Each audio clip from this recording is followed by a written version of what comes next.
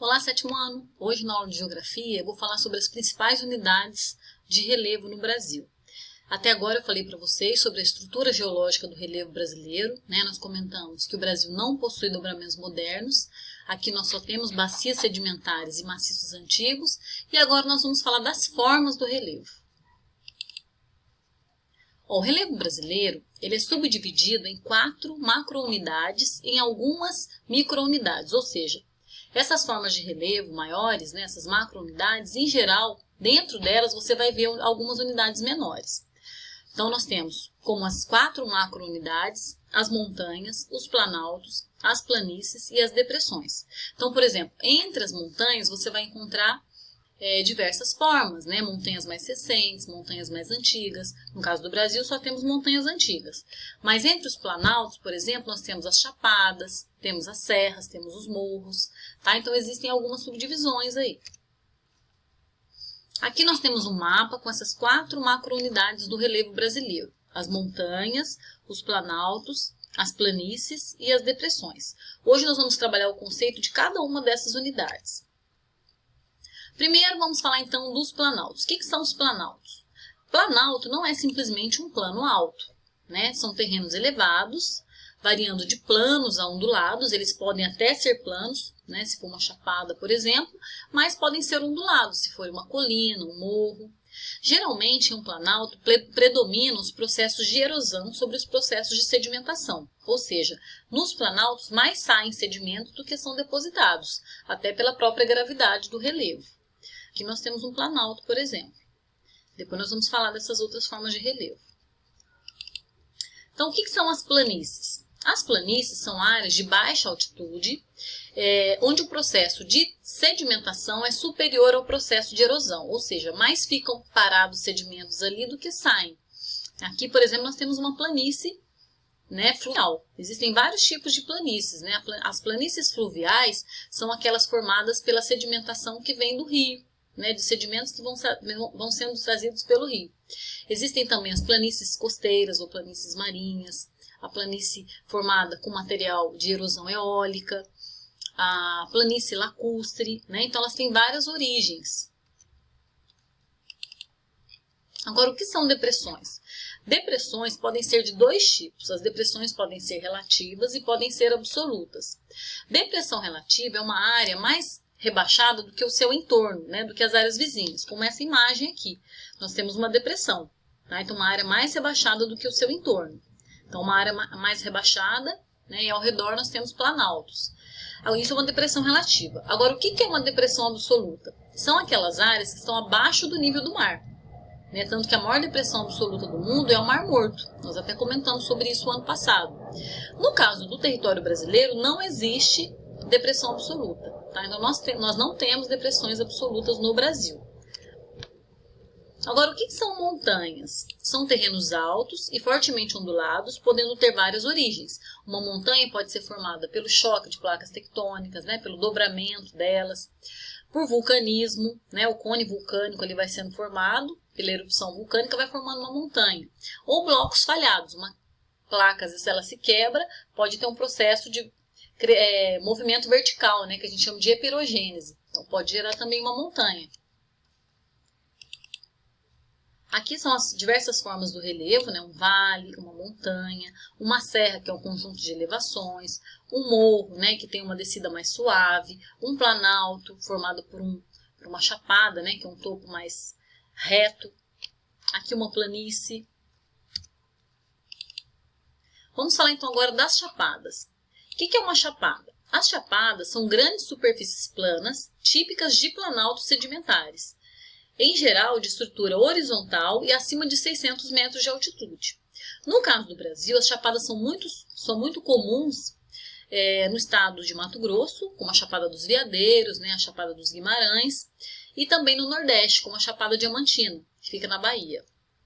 E outras, né, entre outras localidades, principalmente então no Mato Grosso e no Nordeste. Aqui é o Monte Roraima. As áreas de relevo plano, de origem sedimentar e de baixa altitude e com topo planos, formam-se os tabuleiros, né? Então, o tabuleiro ele é diferente da chapada porque ele tem uma altitude menor. Tá? Então, vocês podem ver, a Chapada tem uma altitude bem elevada, acima de 600 metros. Agora, os tabuleiros, eles são mais rebaixados. Também tem uma origem sedimentar e tem um limite abrupto, né? Ou seja, a lateral dele tem uma descida repentina. Tá? Abrupto seria repentino. Agora, o que são os morros? Os morros são áreas do terreno mais elevadas, com o topo arredondado, uma amplitude entre de 100 a 200 metros e altos declives, tá? Como está mostrando aqui na lateral. Então, tem um alto declive, mas o topo é arredondado. Então, isso é um morro. Tem uma descida assim suave, né? Aqui, ó. Agora, o que são os terraços? Os terraços é como se fosse uma espécie de degraus, né? Eles são localizados das encostas dos vales.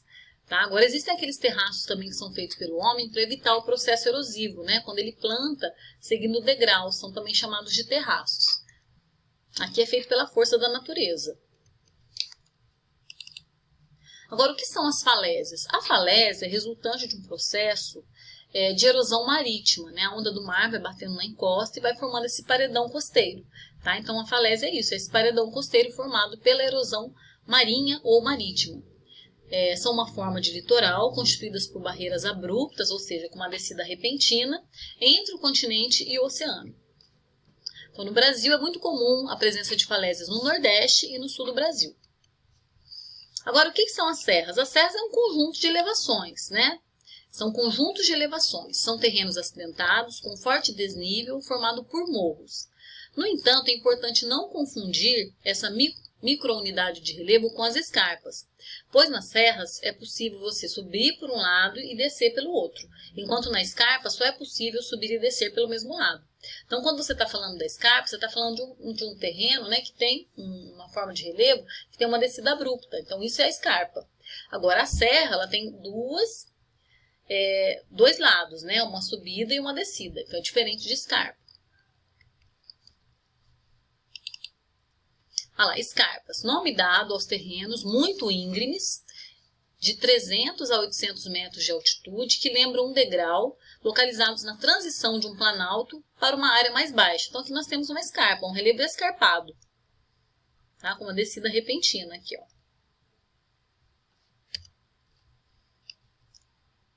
ó. Dependendo de suas características, o relevo favorece ou dificulta a ocupação humana. Por exemplo, se for um relevo muito declivoso, ele vai dificultar, né, o desenvolvimento da agricultura, ali, o uso de máquinas. Agora, se for um relevo mais de planície, né, que tem a presença de água, né, que tem um rio ali, isso favorece o desenvolvimento agrícola. Então, o relevo ele pode favorecer ou dificultar a ocupação humana. Então, ele pode ser um obstáculo ao uso da terra no campo ou na cidade e dificultar ou encarecer a construção de grandes obras de engenharia, né? Dependendo do tempo, se gastar muito para construir estradas, aeroportos, hidrelétricas. As áreas montanhosas com rochas sólidas exigem maior planejamento e maior dispêndio de recursos para alterá-las e evitar que a paisagem sofra efeitos que resultem em erosão ou desmoronamentos. Então, é preciso toda uma obra de engenharia, né? Senão acontece o quê? Deslizamento de terra, como está sendo mostrado aqui. Tá? Então, dependendo do tipo de terreno, dependendo do tipo de relevo, né, de solo que tem ali, vai haver necessidade de um maior investimento ali para evitar o processo erosivo. Outras formas de relevo, no entanto, favorecem a ocupação humana, como as áreas planas, como as áreas mais planas, né, de planícies, e áreas assim que tem a presença de água, ou mesmo as áreas de planaltos, né, mas que são mais planas, também favorecem. Nessas áreas, o custo para a construção de estradas é mais baixo do que as áreas montanhosas. Além disso, a superfície de relevo plano facilita o plantio e a colheita de diversos gêneros alimentícios. Facilita para o uso de máquinas, né? Por isso, podemos dizer que o relevo também facilita a ocupação humana no campo, né? Então, dependendo do tipo de relevo, vai facilitar a produção. Agora, o relevo ainda pode ter um grande valor cênico, né? Ou seja, pela beleza, né? Atraindo turismo, por exemplo. Aqui está mostrando a imagem do Rio de Janeiro, né? Uma área turística, então favorece muitas vezes o turismo. Como também a Chapada dos Guimarães, que é uma bela paisagem, né? Uma paisagem cênica, um grande valor cênico. Alguns tipos de relevos são, na verdade, inapropriados para construções, né, como está sendo mostrado aqui na imagem. Porém, devido à desigualdade social, muitas pessoas não têm para onde ir e acabam morando nessas áreas de encostas, né? E o que acontece? Muitas vezes são áreas onde chove, numa determinada época do ano, como no Rio de Janeiro. Né? Muitas favelas são construídas nas áreas de encostas, né? Porque ali o relevo é bem acidentado. E aí as pessoas vivem ali, né? E na época de janeiro, fevereiro, é época que chove bastante. O solo ele fica encharcado, pode ocorrer então erosão, né? Desabamento de terra, escorregamento de terra, e esse fato leva muitas vezes a soterramento de habitações e outras edificações que em geral são irregulares por estarem localizadas em áreas de risco. Né? Então por isso que é importante que haja um planejamento urbano, que essas pessoas tenham a possibilidade de se deslocar dali para morar num lugar que seja mais tranquilo, né? Sem que tenham que sofrer nesses períodos de chuva, que perdem tudo, inclusive até muitos perdem a vida, né? Devido a esses desabamentos, ficam soterradas. Os elementos da paisagem natural, sobretudo o relevo, o clima e a hidrografia, eles exercem influência na ocupação humana de um determinado espaço. Então existe uma relação entre a ocupação humana e os elementos naturais, porque, por exemplo, o homem ele não vai ocupar uma área de cadeia de montanha, no topo da cadeia de uma montanha, né? Ele não vai viver numa área extremamente fria ou numa área desértica. Então, se é uma área de planície, que tem a presença de rios, uma área com solo fértil, tudo isso vai ser uma área atrativa, né, para o desenvolvimento de uma sociedade. Agora, existem áreas que são consideradas repulsivas. Toda aglomeração humana, por exemplo, procura se fixar em uma área próxima ao abastecimento de água potável, né, que tem um rio, como as primeiras civilizações, por exemplo, a civilização mesopotâmica, a civilização egípcia, né, procuraram se desenvolver nas margens de rios. Ocorre também uma influência mútua na relação entre o relevo e a sociedade humana. Então, muitas vezes o homem, para vencer uma adversidade do meio, ele modifica aquele relevo em seu favor, né? E a forma como o relevo também como o homem vai se desenvolver de acordo com aquele relevo, mostra a interferência, né, do aspecto físico na sociedade humana. Tá? Então, porque o homem, muitas vezes, ele tem que desenvolver determinadas agriculturas, desenvolver determinados tipos de cultivo, devido à altitude, devido ao clima. Então, existe uma relação íntima entre os elementos da natureza e a forma como o homem se organiza em sociedade. Normalmente, os agrupamentos humanos optam por estabelecer suas moradias em lugares com baixas altitudes, planos, ou naqueles menos inclinados possíveis, né? 66% da humanidade vive em áreas planas e com, no máximo, 200 metros de altitude. Quando assistimos na televisão ou lemos notícias a respeito de desabamento de encostas, desmoronamento e mortes por movimentos de massas, algo muito comum em áreas como a região serrana do Rio de Janeiro, por exemplo, percebemos o quanto é importante levar em conta as características do relevo ao construir as edificações. Então é importante o homem conhecer o relevo para ele poder modificá-lo. Tá? Então hoje nós falamos sobre os diferentes tipos de relevo do Brasil e em sala de aula falaremos mais sobre esse assunto. Até mais!